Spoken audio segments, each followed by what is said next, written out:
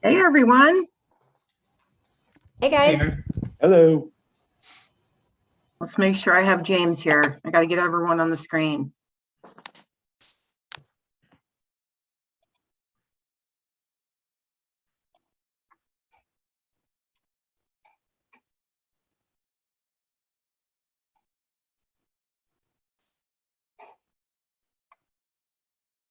All right, looks like we have everyone. Hey, James. Hey, everybody. All right, well, we've got all the panelists, and I assume we've got a great audience there. They've been sending us some questions, so we'll get started. Welcome to the Gazette's Pints Politics. Thanks for joining us on this lovely spring evening as we meet on Zoom. So, that's okay. We'll get outside eventually. As usual, we've got a great panel, but maybe better tonight with our guest panelist, Brianne Pfannenstiel. Did I say your last name right? You got really close. Pfannenstiel. Okay. Pfannenstiel. Okay, thank you. And she is the Des Moines Register's chief politics reporter. And Brianne, I believe that you've been there since 2015, right? And in this role for a couple of years now. Yep, that's right. I got here just at the start of 2015, right when that caucus cycle was really getting going, got thrown into the state house. And I've been in this role, now a couple of years, which is hard to believe. And several busy political cycles in that time. Just a couple of them. And joining Brianne with the rest of our regular panel, we've got Gazette Insights and Opinion editor Todd Dorman, Gazette political columnist Adam Sullivan, and Gazette political reporter James Lynch. So we will, we want to invite our audience members to submit questions, and we hope they will. On the link there, they can submit a few questions for tonight. We've already got some that have come in today, so we will work those into our conversation, which will be about an hour here. As we were scheduling this event, we pushed it back a week because James thought that the legislative session would be over last week. He thought, we'll just be easy breezy first week in May, Well, it turns out the lawmakers are still at it without pay now. And they've indicated the session might take another week or more. So James and Brianne, how are you guys hanging in there? Well, as an indication, if I was an optimist, I'd say these are raindrops on my tie, but at the prospects of several weeks of legislative session, they're really teardrops. So yeah, the Jack Whitmer, Senate Majority Leader, said we could be there for several weeks yet, which is not a welcoming prospect. Yeah, I'm feeling eternally bad for my state house colleagues who are focused in on this every single day. I remember being up there when you're just kind of like every single day longer feels like a lot. So I know they're inching toward finishing, but they like James were hopeful that it would be done this week. I think it's harder to not being there. I mean, trying to cover this virtually for a whole lot of reasons, but at this point in the session, if you're there, you can sort of get signals, and overhear people talking about how much progress is being made or not being made. Being able to only see actual committee meetings or floor debate virtually, you don't get that sense. So it's hard to tell whether they're close to agreement on things or they're still miles apart. I mean, the signals right now suggest that they are miles apart, and that, it's going to be another week, 2 weeks. Quite hopefully, I hope it's not the end of June before they wrap things up.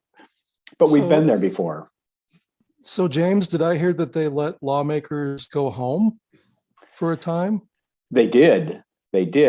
And now they've brought them back. And the House apparently is going to be in session on Friday, trying to get its work done. Apparently, there's some concern that citizen legislators have outside responsibilities and thought they could, go to their real jobs this time of the year, and so they may be losing some of those folks.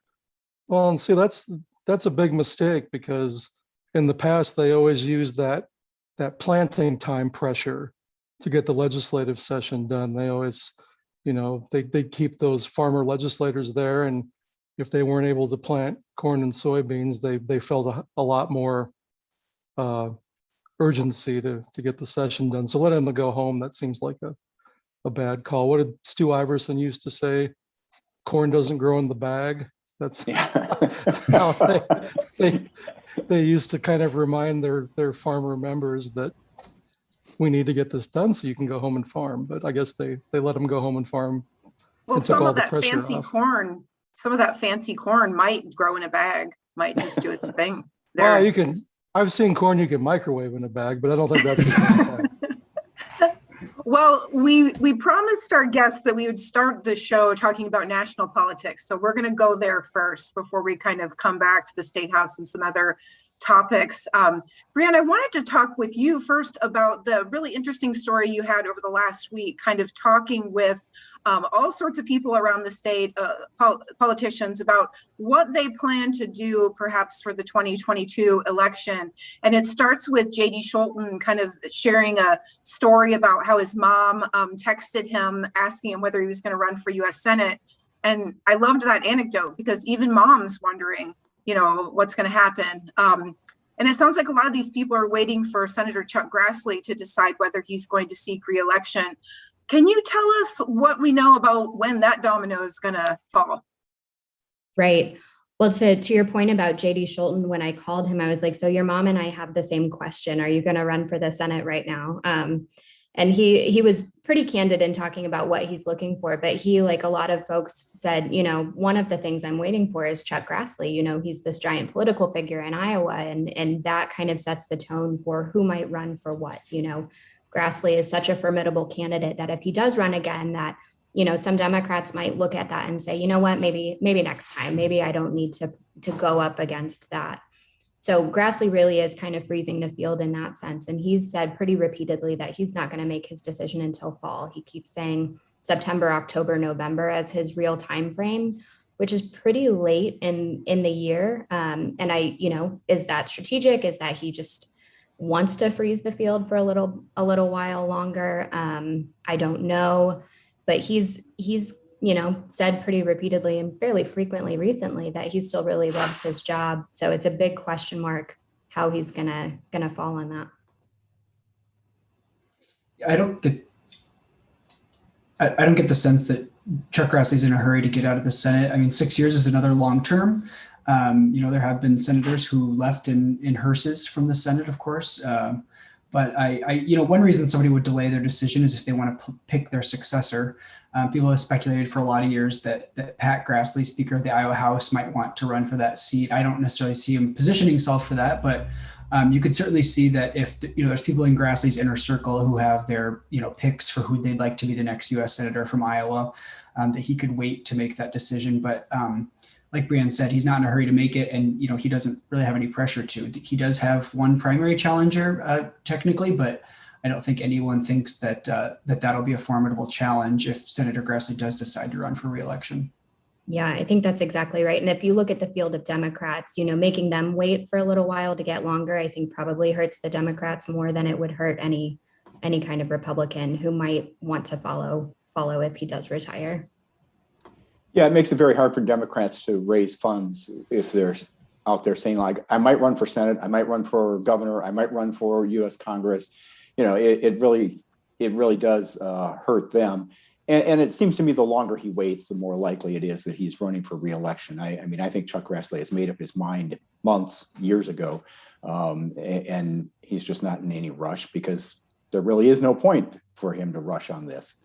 Yeah, that's a really good point, James. If you look right now, a lot of the messaging coming out of kind of the Republican groups around Cindy Axne, they're really kind of hammering her for, having said, I'm looking at multiple offices. They're trying to paint her as a political opportunist, which may be effective as a political messaging strategy, even though it's clear from talking to people across the state that this is very much the way a lot of political candidates are thinking about the field right now, kind of weighing which seat makes the most sense for them to run for.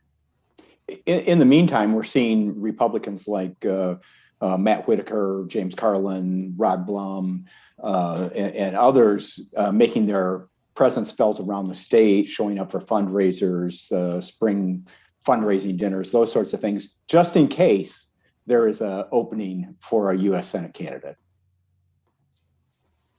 Right, a Republican primary to succeed Chuck Grassley would be quite a thing to cover, I think, for all of us. Mm-hmm. Yeah, I'm remembering 2014, right, is the year that Ernst was first nominated, and that was she was kind of more or less the front runner for a long time that election, but it was a lively race. There was 5 or 6 other candidates, and so it would be interesting to see that come together again. A question from an online audience member who wants to know who has officially declared their candidacy for 2022 in congressional or statewide races. I can only think of one, but there might be more. Right, there are just a couple. So as I think Adam was alluding to, Jim Carlin, he's a state senator. He's decided he's going to run for Senate as a Republican, whether or not Grassley runs. So there would technically be a primary there if Grassley doesn't retire. Representative Marianne Hanusa has said that she's going to run in the 3rd district. She's a longtime state representative from the Council Bluffs area. So she has said that she will run regardless. And again, another question kind of hampering a lot of these decisions is redistricting, which we haven't talked about. We're not exactly sure what the 3rd district will look like. So it's a little bit of a gamble for folks to jump in right now and say, I'm definitely going to run when they don't know exactly if they would even be in that district. That's a good point. I recently, was talking with someone who's considering running for U.S. House next cycle, and since the maps are going to be late, it's that kind of throws off folks' planning process. This is the time they would be, taking the first steps towards running, putting their plans in place, and you can't really make a plan when you don't know what your district is going to look like. And I would just pull out, Brianne mentioned Marianne Hanusa, who plans to run in the 3rd district. One interesting thing about that is in the Iowa House, Hanusa was a critic of third-party ballot access. So she sponsored bills to try to make it harder for Libertarian Party candidates to get on the ballot. She happens to be running in the one district where the Libertarian there has run 3 different times. This past election cycle, he covered the gap between the Republican and Democratic candidates. So he kind of spoiled the race. And so I'll be fascinated to see, if Hanusa does follow through and is nominated, and if she still has to run against the Libertarian Brian Jack Holder. I imagine she's going to be extremely annoyed by that. So that'll be fun to watch.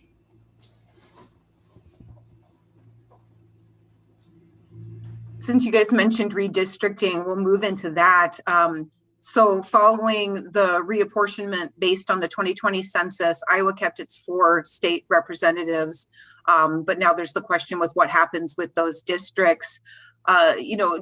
Maybe if any of you guys can jump in on what's the latest on this process and when should Iowans expect to know what those districts are going to look like? I don't know that there's really anything new at this point, because the Legislative Services Agency that actually draws the districts says they need much more data to do their job, and until then it's all just speculation. They think they're on track probably for September, having maps in September, which is going to, or maybe even August, but still will be put the legislature in sort of a crunch, because they usually like to take some time to look at those maps. And then we have the state Supreme Court that issued that vaguely worded statement about if this happens and if that happens, then we might do this and we might do that. And basically was just saying, like, we don't know what's going to happen, so quit asking us. And I think that's basically the position we're all in is these districts, you shift a county here, a county there to make the numbers work out, and it can have an impact on who runs and their prospects in those districts. A Republican district could become much less Republican. I think in the 3rd district, people are thinking that district might get more Democratic, might be a better fit for Cindy Axne. So it's anybody's guess. It's easy to imagine scenarios where there's one of the districts comes out more Democratic leaning, just because all the growth in Iowa has been in places that lean Democratic. And so it's hard to draw. It is, right now we basically have all 4 of our districts are a Republican could win, as we know. And it seems likely that we'll see one that'll be more competitive for Democrats in the next cycle. Yeah, I can imagine some thinking among some Republicans right now who'd be happy to kind of write off the 3rd district and say, okay, Democrats can have that one if it means the other 3 are fairly safe for them going forward. But it's really hard to say what that's going to look like. Iowa does have this very long history of nonpartisan redistricting, which is not the case in most states. And so we're going to see how that process plays out in a year where, as James mentioned, the timeline is completely off. Iowa has a constitutional deadline in September to have the legislature draw these maps. And if that deadline isn't met, then the legislature is supposed to step in the state Supreme Court is supposed to step in and do that. And as James mentioned, they have been very unclear in how they would handle that. Well, if you think about it, 10 years ago, the map had already been approved in April. And so we're already sort of in overtime. And if it, is August or September, that's going to, there's going to be a lot of worried people over the summer. And again, that's one of those things that, it makes it harder to raise funds if you don't know if you're going to have a district to run in. And that filters all the way down from the congressional races to the state house races, where the impact could actually be greater on people, who's going to run and who's thrown into a district with another legislator and all those, considerations. Right. Do you think it'll be more, we'll see more changes and more kind of upheaval at the state house level, James, especially around some of these suburban districts where we've seen a lot of population change? I would think so. And Todd and I have talked about this on Iowa Politics podcast that, if you think about it, if Polk County picks up a couple Senate districts based on population changes, if Lynn County, Blackhawk County, Scott, get another one, suddenly the legislature could actually be in play. I'm not saying that all those districts would go Democratic, but they would be much more competitive and could change the numbers such in both the House and the Senate to make those chambers more competitive. And again, it's a waiting game because it depends on how those lines are drawn, which incumbents are still in, safe districts for them, or who, I think it's fair to say that some of those rural districts are going to get much bigger. They'll still be very Republican, but there will be fewer safe Republican districts. For the legislative redistricting, another interesting angle is that there's been, in the last several cycles, there's been some folks who got really close to taking down incumbents, or there's been some incumbents who've been beat. And, if their maps shake out just slightly differently, you'd expect some of them to run again, even if they've, lost the same district before, but the district looks a little bit different now. Well, and the most drama usually surrounds, districts where 2 lawmakers of the same party, find themselves suddenly in the same district. And is someone going to move? Are we going to have a primary, or is someone going to drop out?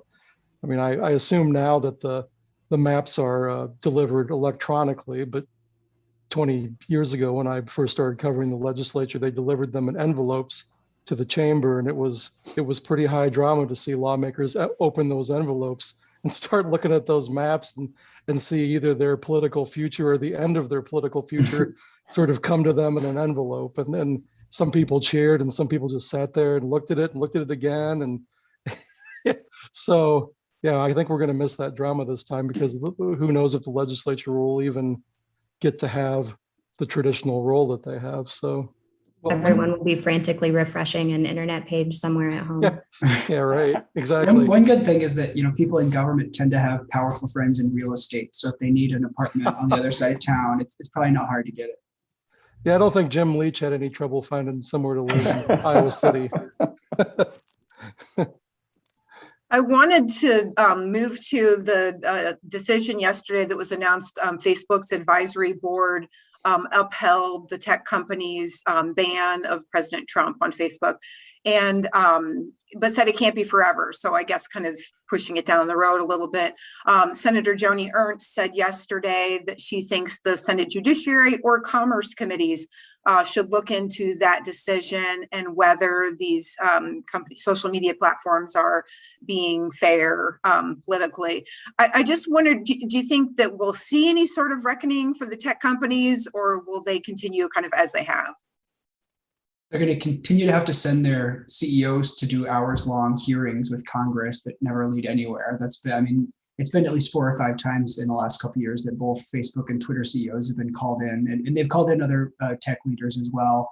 And so those are opportunities for members of both parties to spew a lot of questions and make statements that make great clips. The idea that the House and Senate would pass some significant social media regulation package seems really far out to me, especially as long as the filibuster's in place.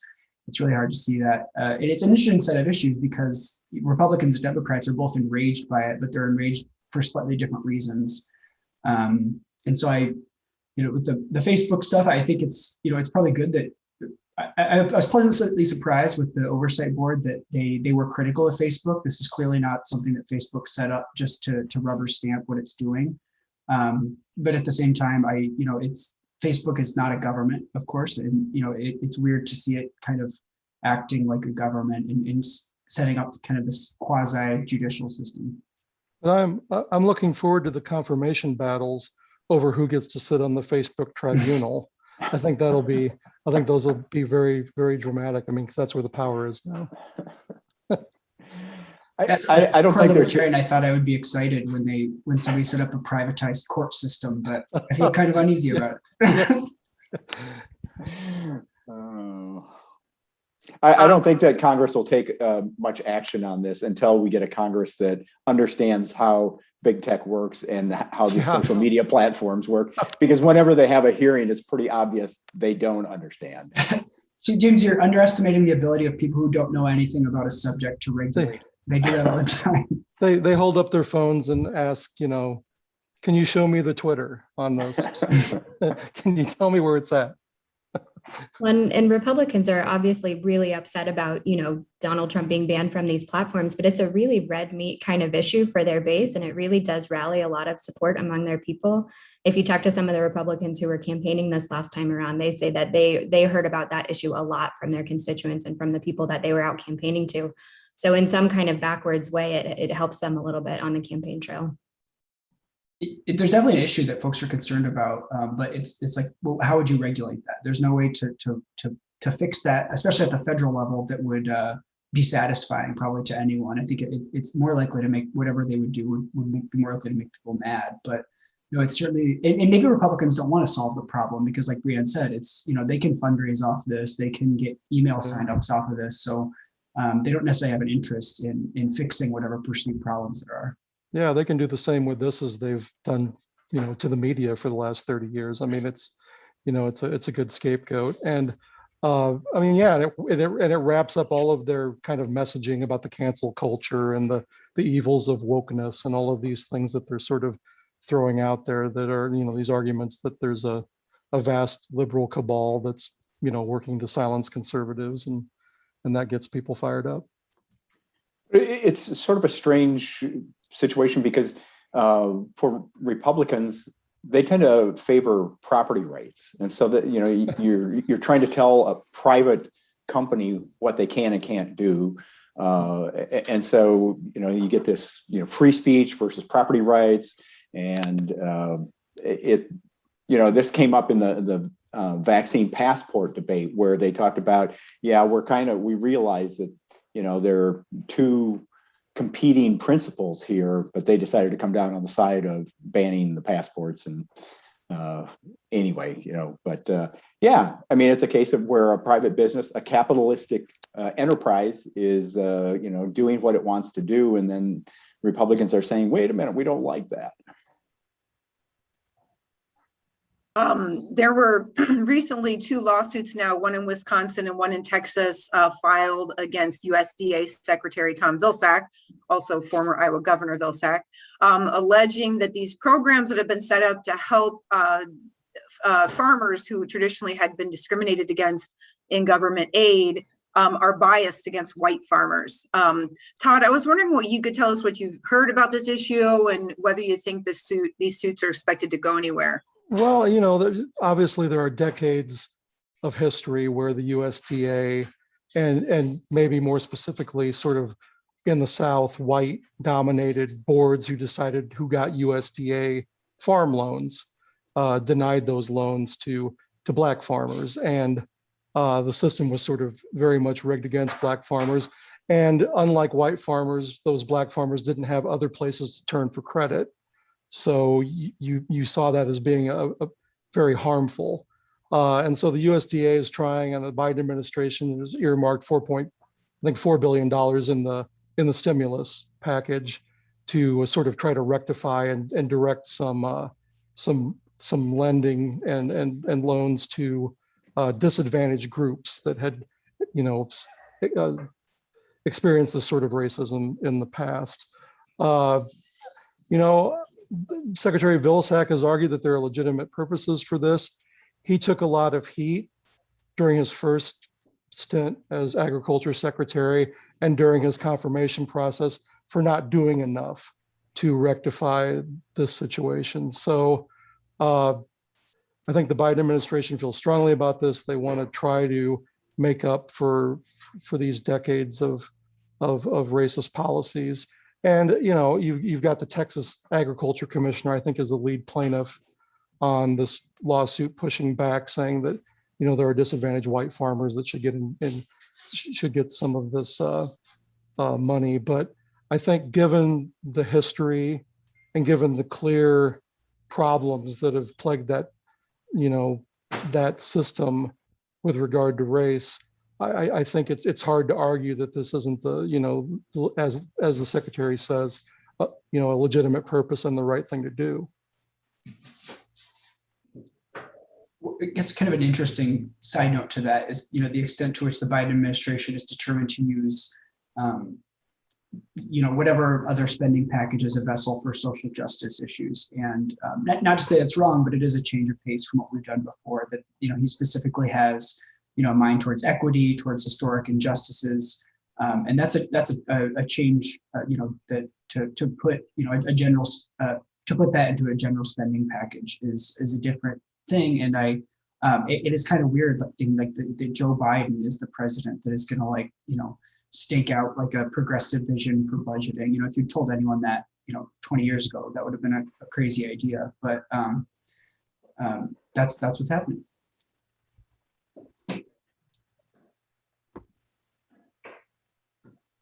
You take what avenues you have, it seems like. One of the things too that's been percolating today is obviously, as we know, the GOP leaders have been trying to remove Wyoming Representative Liz Cheney from leadership after she voted for impeaching former President Trump for his role in the January 6th insurrection at the Capitol. But she issued an opinion piece today, I think, in the Washington Post, kind of doubling down on what she had said previously. Do you guys think that she'll survive this? What do you think might happen here? I did see that Representative Hinson said that she supports an alternative chairwoman for I'm sorry, I don't know what her leadership position is, but she would like somebody else to take that position. Elsie Stefanik, who's kind of a high-profile young Republican woman from the House. It puts me in a really awkward position to have to defend Liz Cheney because she's a warmonger, and I detest what she's built her political career on. But at the same time, she's not wrong. This is the wrong reason to remove her from a leadership position, and I think that matters. And so especially since the election and since January 6th, I found myself in an odd position as a disgruntled Republican, having to agree with these this handful of people that will stand up for the election results, even though I disagree with all of their other politics. But I guess I haven't seen any kind of formal or informal whip count, but there's serious mainstream people who are talking about ousting Cheney. This isn't like at all a fringe thing.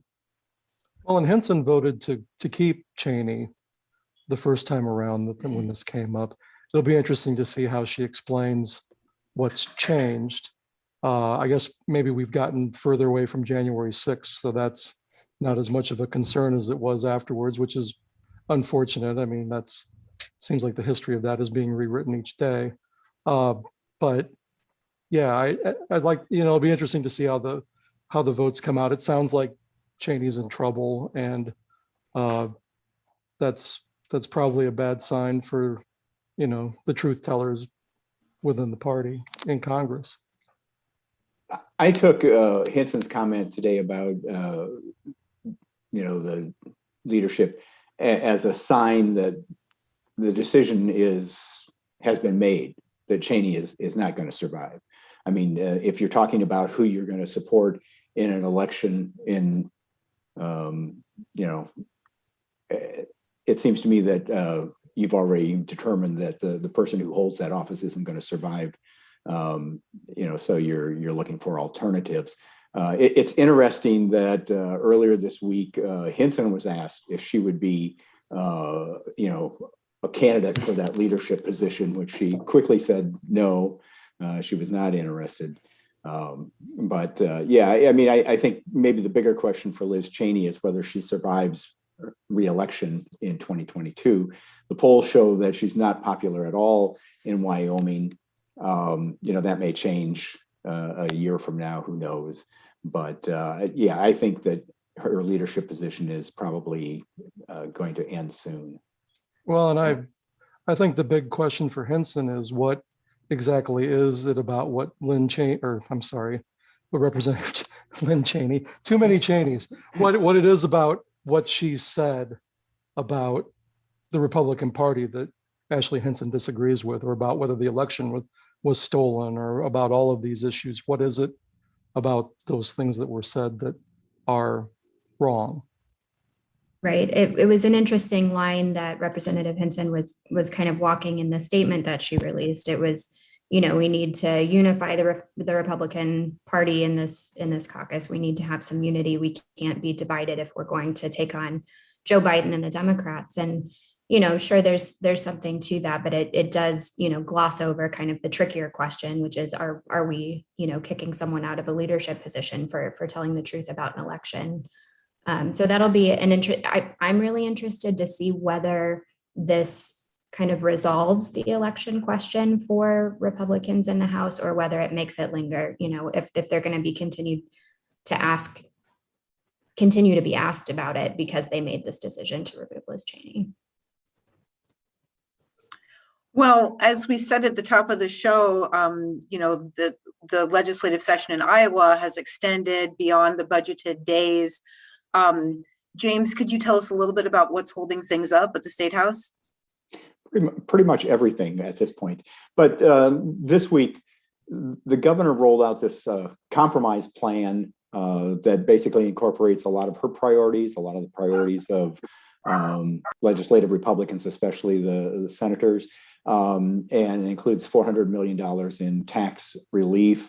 The Senate likes it. They think it's thoughtful and pro-growth. The House Republicans said, not so much. We've got our own plan. And we're very frank that they're more cautious about some of the tax relief, actually more aggressive in some areas about returning money to taxpayers. And today, Senator Jack Whitver said, the House doesn't go far enough. It sounds like they're in for a long stare down. The House is moving budget bills tonight, supposedly, perhaps as we speak. They're debating budget bills that are not agreed to with the Senate. So that means there'll be more negotiations for, transportation funding, education funding, economic development, every budget area. Another sign that this is going to take a while to sort out. They are agreeing to things like diversity training and some of the more politically charged issues that Republicans are pushing all across the nation this year. But beyond that, it's a stare down. What would you describe as the relationship between the House and the Senate right now? I mean, both chambers are led by Republicans. And, hostile maybe feels a little strong, but there definitely seems like there's a little bit of animosity maybe between the two chambers. I don't think the relationship is really all that great, and for a lot of reasons. One is, if you remember a year ago, somebody asked Jack Whitver, what's your relationship with Pat Grassley? And his answer basically was, I don't know him, and I don't know if he knows him now. The Senate seems to be much more aggressive in many of the things it wants to do. And I think Pat Grassley is right that the House tends to be a little more cautious.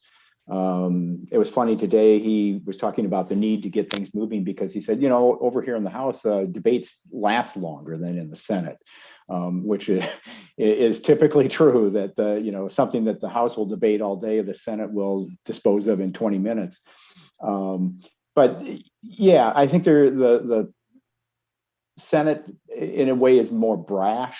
The Senate Republicans are more brash. They're more aggressive than their counterparts in the House.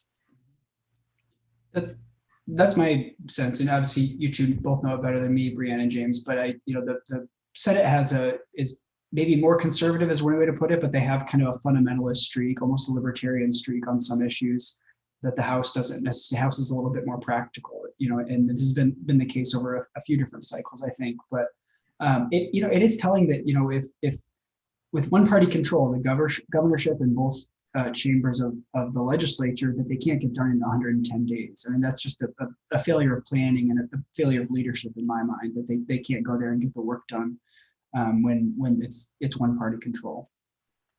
Well, it's always deeply frustrating, the lack of efficiency at the state capitol in any composition of it.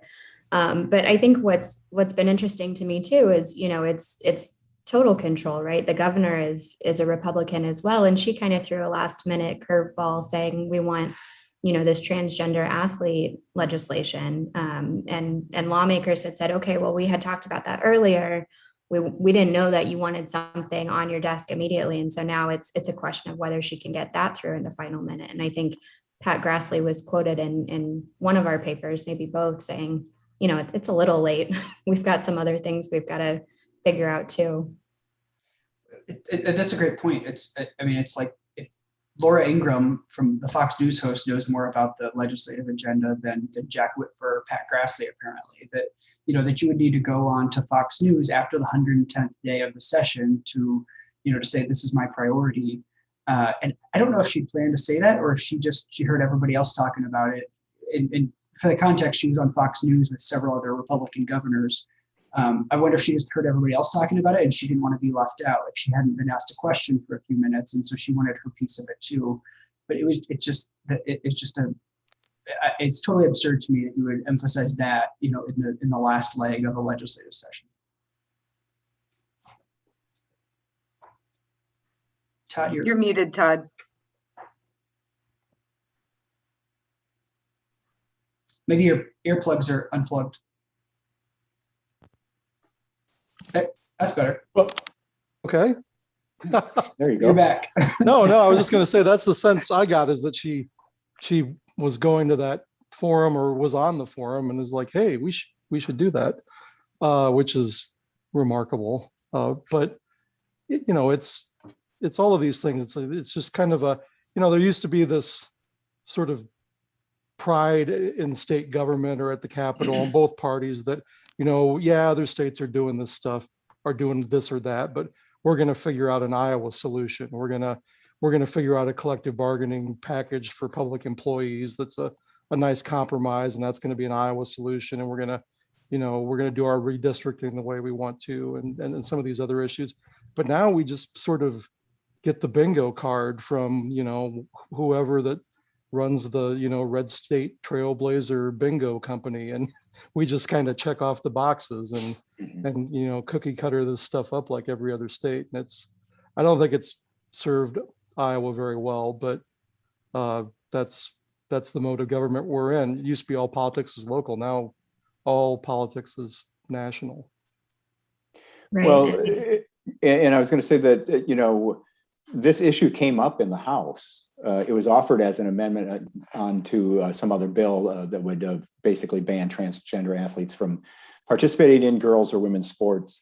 And then the amendment's author withdrew it, which suggested to me that maybe there wasn't support in the Republican caucus for that, that they weren't ready to do that. So Pat Grassley said this afternoon, they're having conversations. There is some interest. But it's going to be interesting to see what they do, because at this point, I'm not sure that the appetite is there to take on another issue of this sort. The Republicans who are looking at getting out the door want to get bogged down in an all-day debate over transgender athletes. Yeah. Right. Yeah. Go ahead, Todd. I was going to say, I think there's an education bill that's floating out there. It's House File 847 or something like that. That's got it's a Ways and Means bill apparently, but they've already amended it to put the allowing schools to require the Pledge of Allegiance and some other things like that. So I've sort of been thinking that that's the bill. If this was to happen, that it would probably get attached to that. I think there's actually an athletic eligibility provision in that bill that doesn't have anything to do with transgender kids, but yeah, so that's maybe the one to watch. But yeah, it doesn't seem like the legislative appetite or the enthusiasm for it is real high. Right. And I was going to say, I think one dynamic that's really important to keep in mind, of course, is that Governor Reynolds is running for re-election in 2022. Really? She I know, surprise. She hasn't formally announced that yet, but I think every expectation is that she'll run for re-election. And again, back to kind of the red meat politics, even if the legislature doesn't pass something like this, she can say, well, I pushed for it, I advocated for it. Yeah. And even going on this Fox News panel helps raise her profile and will probably bring in some national money when she starts, raising money for that reelection bid. So one of the biggest news stories this spring has been about the murders of two employees at the Anamosa State Penitentiary in March. And Democratic lawmakers have called for more than $30 million in additional funding for staffing at Iowa's prisons. Where do things stand with that corrections funding? Is that just all kind of wrapped up in this budgeting conversation, or what's the latest on that? I don't know if there's anything new. The House is still at, offering $20 million in new funding, and in a bill they're debating tonight, they're offering, like college scholarships for the children of slain correctional officers. But it's part of the negotiations between the House and the Senate, because the Senate, I don't remember the exact number they put in for prison funding, but it wasn't near $20 million. It's not going to be $30 million. That's pretty certain. Okay. Now, another question from an online listener. They want to know, and this is kind of their wording here, whether Governor Reynolds' tax cut plan is really just a bait and switch by cutting personal taxes, but then eliminating the backfill for cities. Well, that's an argument that Democrats were making this morning, is that not so much cutting the income taxes, but if you eliminate the backfill, that's probably going to lead to a property tax increase. On the other hand, Republicans are saying the state's going to take over funding of mental health, which will be a property tax cut. So, is it a wash? Who knows? Democrats were saying today that they're not sure they want the state to take over, at least the way it's being proposed, because then mental health would be too dependent on state funding. And when the economy goes bad, that's when you need mental health funding, and the funding might not be available. Property tax, the property is going to be there regardless of what the economy does. Again, they've had 115 days now, but they still haven't reached a solution to how to fund mental health.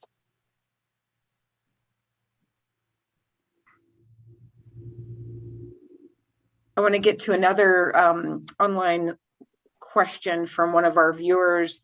They want to know whether the bottle bill is still alive, and if it's passed, what it will look like. You're laughing, James.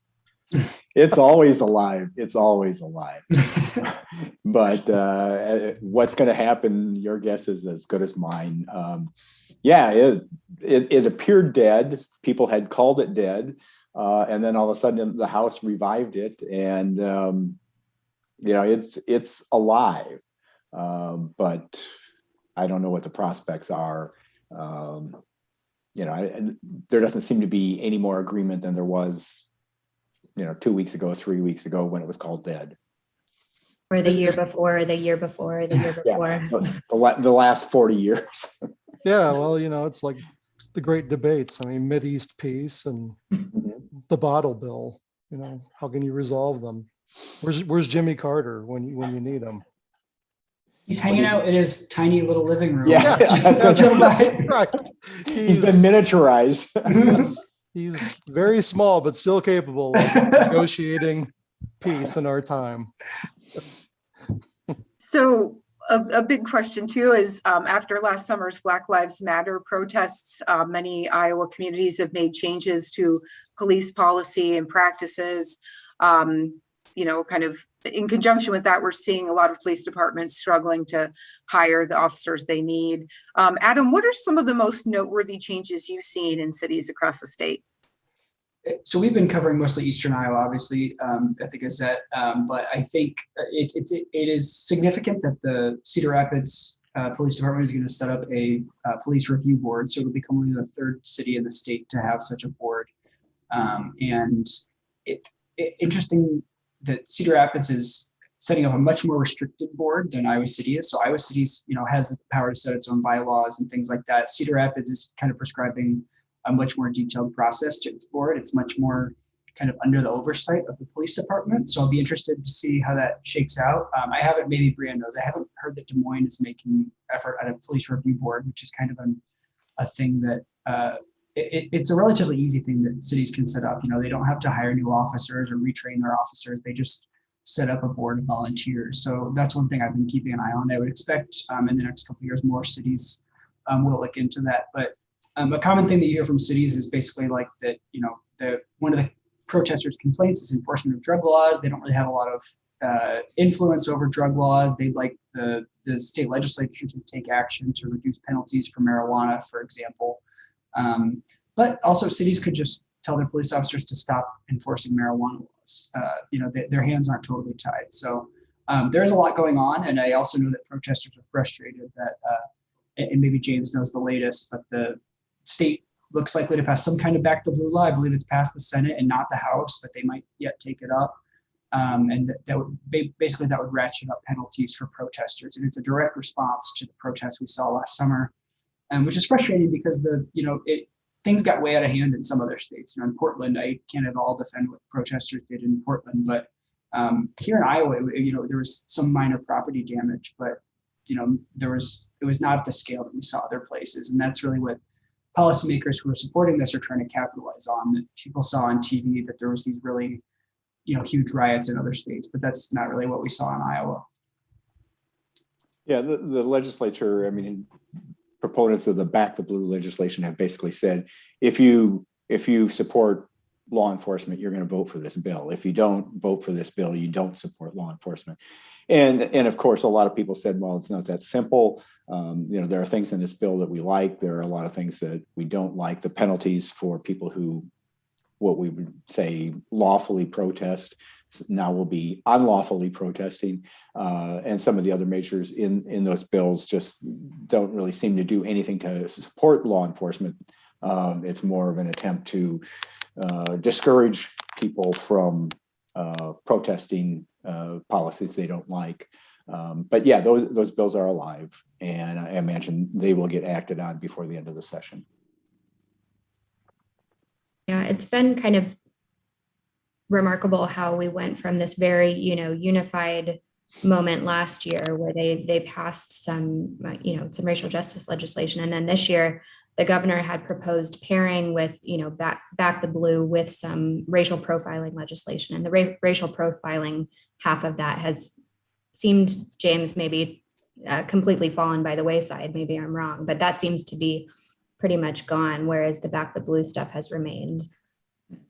Well, yeah, it's almost like lawmakers want this to just kind of go away. They want to make it harder to protest. They don't want your diversity training programs to talk about systemic racism. They talked about banning the 1619 project. They sort of think they can legislate away these questions of social justice and justice reform. And I don't think they can, but they seem to be trying. I don't even know if they really think they can make this go away. I think that it's really good politics for most of these lawmakers in their districts, Yeah, it's part of that red state bingo that we were talking about earlier. Yeah, yep. Well, I have a couple of COVID-related questions that probably will take us to the end of the hour here. But so I saw that Senator Jim Carlin from Sioux City, he was the only Republican to oppose the bill banning vaccine passports.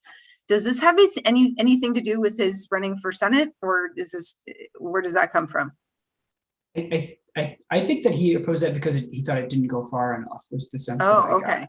I mean, he's a really hardcore anti-COVID warrior, social or culture warrior on the COVID stuff, and so I think he thought it didn't go long enough. I don't know what his particular qualms about it were, but yeah, I mean that's another issue where I don't think the issue of vaccine passports is simple at all, or how state governments or local governments ought to respond to that. I think it's very complicated. Anyone who has like a hard and fast position on it, I think is probably being dishonest. But it didn't appear to be like a top priority. I'm not aware that any business in Iowa or any local government in Iowa is imposing that. And so it just seemed like a poor set of priorities. And again, it's one of those issues where they can send out their newsletters and say, well, I'm fighting against this and that, even if it's not, a real issue. Yeah, And it was a weird juxtaposition with their efforts to get people to get vaccinated. I mean, they were sending two disparate messages. Yeah. Another question, this is from our audience, and I don't know if you guys know the answer to this. I could guess, but it says, if you refuse a COVID shot, can insurance decline to pay for treatment? I assume treatment if you get COVID. I have no idea. No idea either. Yeah, that's an interesting question. You try Googling it.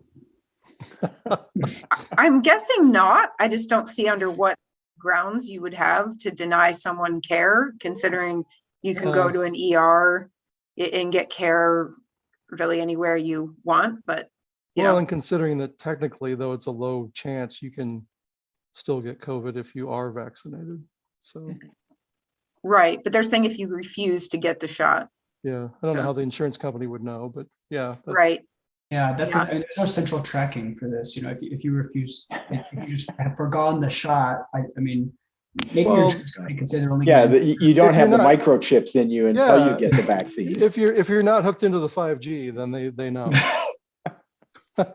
It is a good question, though. I wonder how that works for, existing vaccines. This is not the first vaccine we've all been given. And if you deny other ones, I don't know the answer to that question. It's an interesting one. I specifically found an insurance plan that covers measles because I wanted to be sure if my vaccine for measles fails, I wanted to be covered for that. Yeah, and then, also on the COVID front, so I think Anthony Fauci confirmed this week the Pfizer vaccine is supposed to be available or approved for 12 to 15-year-olds maybe next week. And with two kids in that age range, I'm very excited about that. But I kind of wonder if kids can start to be vaccinated, whether you guys think that's going to bring any changes about for schools in the fall. Sure. I mean, like what kind of events they can offer and that kind of thing. I guess it depends on how many people get vaccinated, but if that age group, if you have more kids that are vaccinated, it seems like there are more things you're going to be able to do in terms of in-person school, in-person marching band, all sorts of extracurricular activities. I mean, sports have kind of proceeded as if there wasn't a pandemic, with some minor precautions, I guess. But it's bound to make a change. It probably depends where you live, because schools in Iowa, to my understanding, are pretty much permitted to do whatever they like at this point as far as in-person activities. And in some smaller communities, they're going forward and they're already doing events. But you also see in some bigger communities that are more hesitant, they'll probably be too cautious that even after a high percentage of their local communities are vaccinated, they're going to continue to insist on distancing and masking even among vaccinated people. So I think like it's been throughout the pandemic, you have two very different worlds of people who are not taking it seriously at all, and then people who are perhaps overreacting and being too cautious. Adam, one question that you put on my radar, and this is something we've reported on a little bit at the Gazette, is the Iowa Department of Public Health recently sent letters to federal agencies seeking guarantees to protect the federal funding to the state from enforcement against Iowa's medical cannabis program. They've started some research. The law last year allowed for an observational study, I believe, that's being led by a researcher at the University of Iowa. So these requests came like 10 months after that law, and people are not happy about that delay. Can you talk a little bit about why those letters are needed? Yeah, so the legislature in last year's cannabis reform law included some language that directed the Department of Public Health to seek guarantees that federal funding wouldn't be affected by the marijuana program. So basically, marijuana is still illegal under federal law.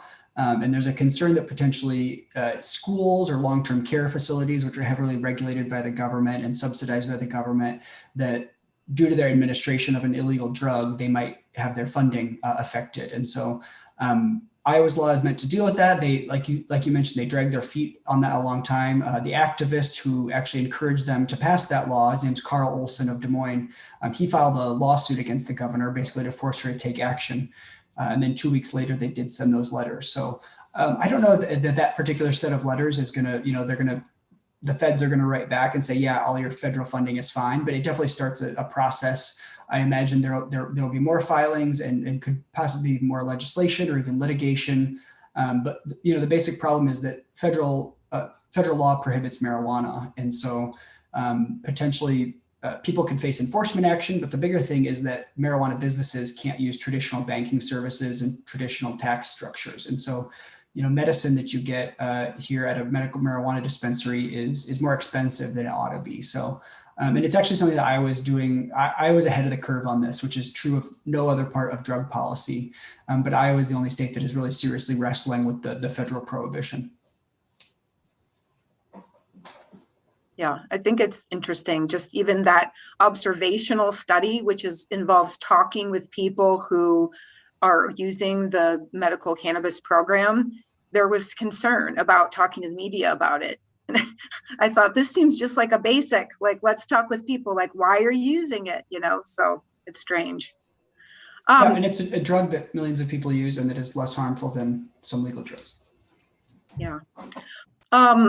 So I was reading the article the other day about all these pandemic changes that may never go back to the way they were before, like, working, from home, or, being able to pick up a to-go cocktail or things like that.